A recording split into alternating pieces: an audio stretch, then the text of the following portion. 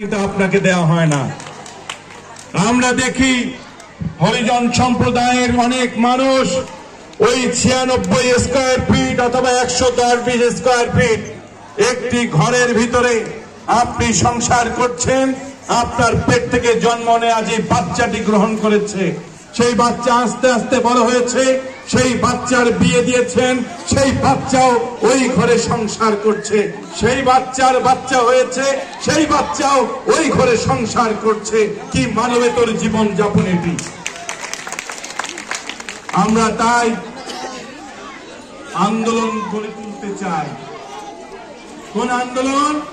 যে পরিচ্ছন্নতা কর্মীরা আপনারা আপনাদের পরিচ্ছন্নতার কাজ করবেন, কিন্তু এই গণতান্ত্রিক রাষ্ট্র ব্যবস্থায় আপনি যেই হকদার গণতন্ত্র, সমাজতন্ত্র, এই যে বাঙালি জাতীয়তাবাদের যে বাংলাদেশ, পুকুর ভরা মাছ, গোয়াল ভরা গরু, ভরা ভরা ধানের যে বাংলাদেশ, এডুকেশন ফর অল, সবার জন্য শিক্ষার যে বাংলাদেশ, এডুকেশন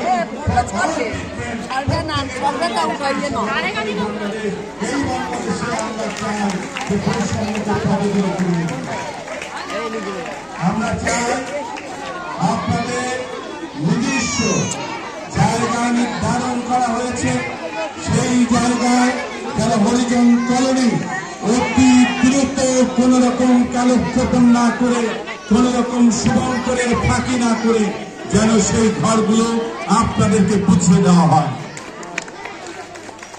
আমি প্রথমে বলেছি যে আমি আপনাদের কাছে বক্তৃতা রাখতে আসি নাই, আমি বলতে এসেছি আমি মুসলমানের ঘরে জন্মগ্রহণ করেছি, আপনি হরিজনের ঘরে জন্মগ্রহণ করেছেন, তাই আপনি হরিজন।